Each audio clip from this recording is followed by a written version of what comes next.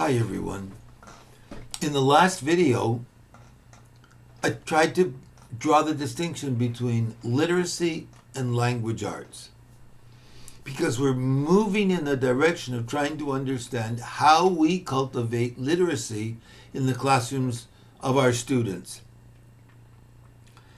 In order to further your understanding, I want to begin by suggesting that earlier I talked about the end of education being individuals who are highly literate and who have the knowledge, skills, and affect to adapt and adopt to life in the 21st century.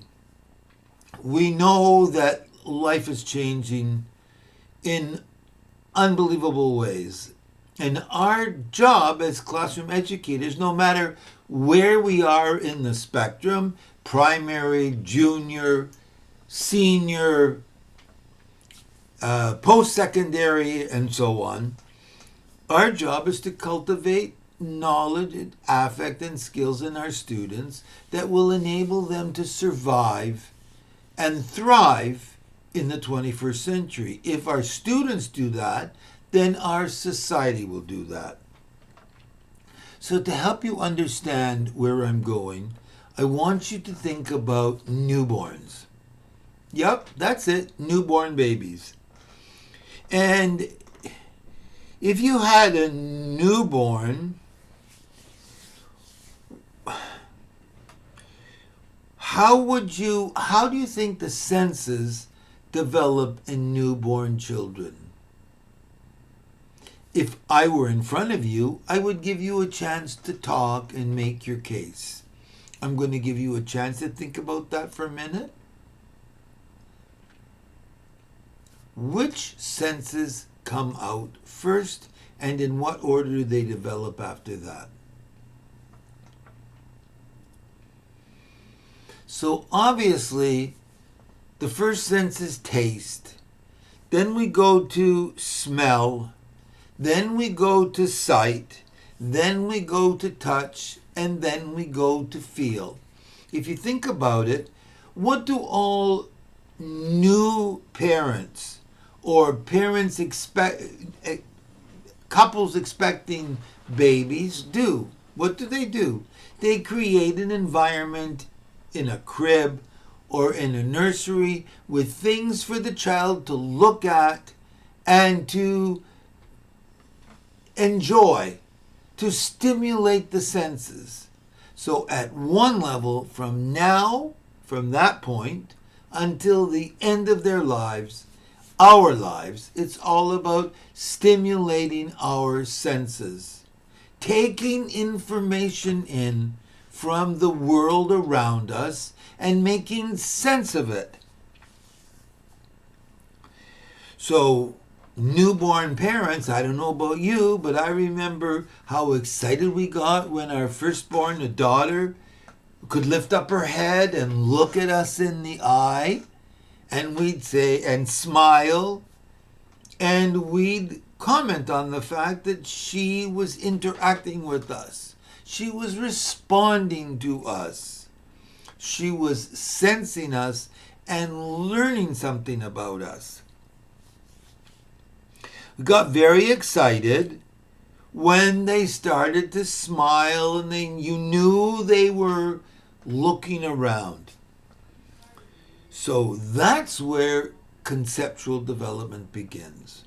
From the very beginning, babies, from the time they're newborn, are developing concepts. We don't think of it, but their minds are developing. From the time they're born, their minds are developing. They're developing an understanding of what a mother is and what a father is. And what are all these people around us? We have a 3-year-old now as a granddaughter. And we actually have a newborn.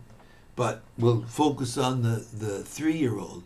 Our 3-year-old granddaughter is learning all the time.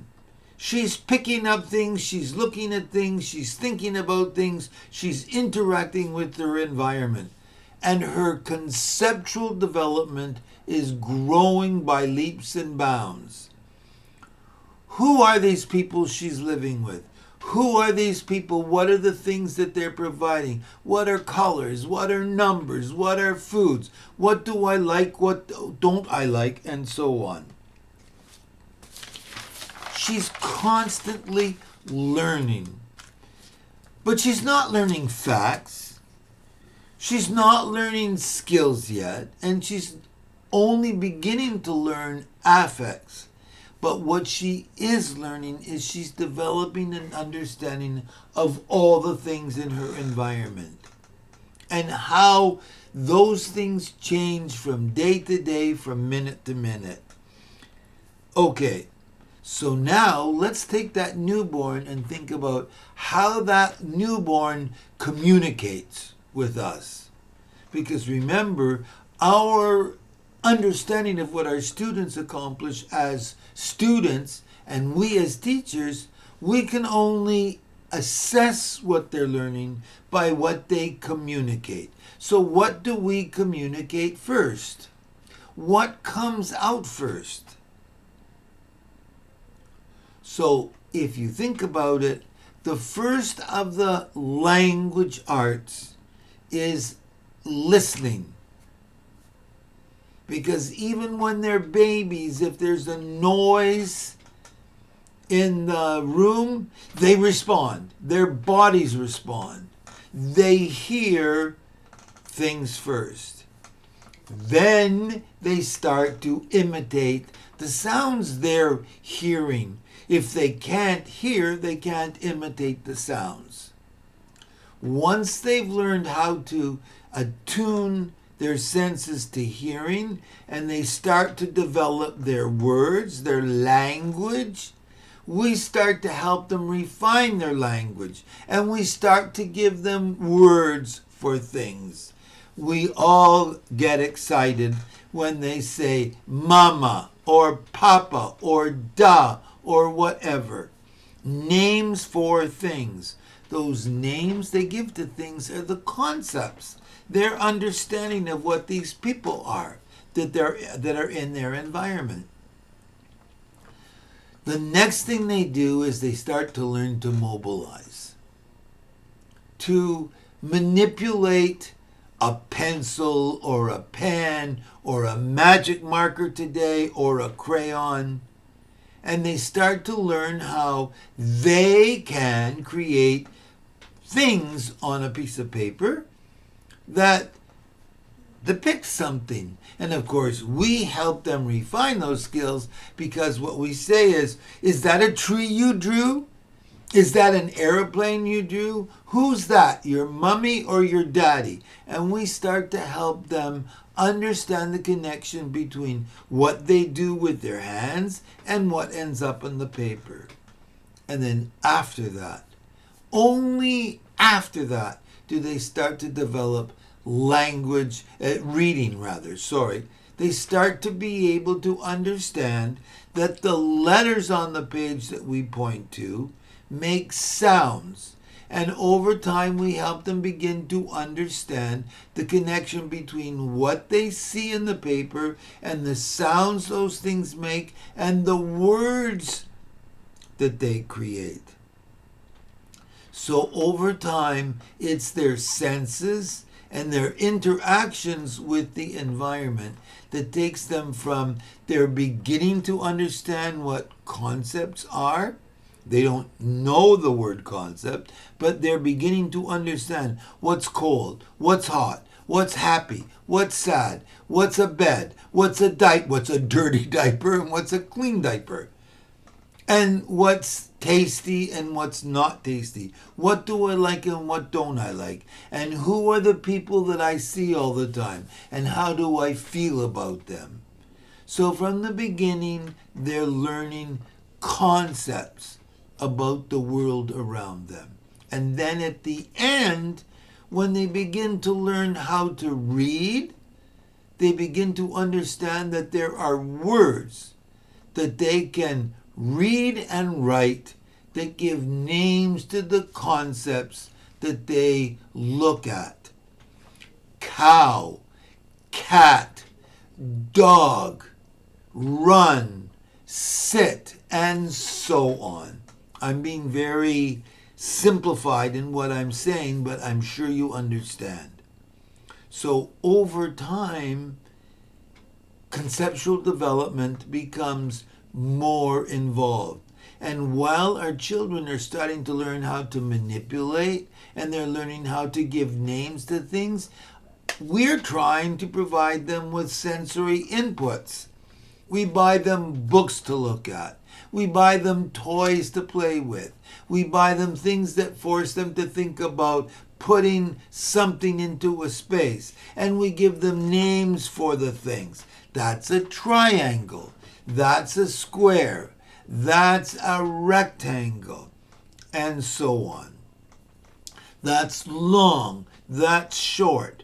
And so little by little, from the time they're born until the time they enter school, they're learning all the time. I'm sure some of you that are older can remember when you were blown away by the vocabulary your child had or your sibling had. When we talk to our grandchildren on the telephone or on Skype, we're blown away by the words they use to describe the things in their environment. So then we inherit them.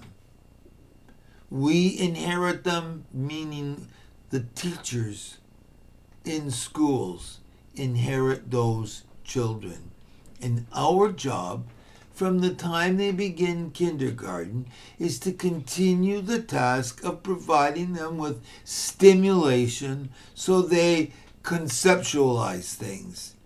We don't tell them in grade 1, now we're doing math, now we're doing language arts, now we're doing music, now we're doing science.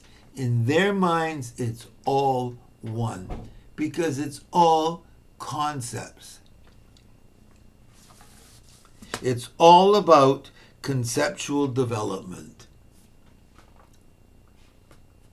And in our next few lessons, we're going to talk about all the things that put limits on what the individual students can learn at one time.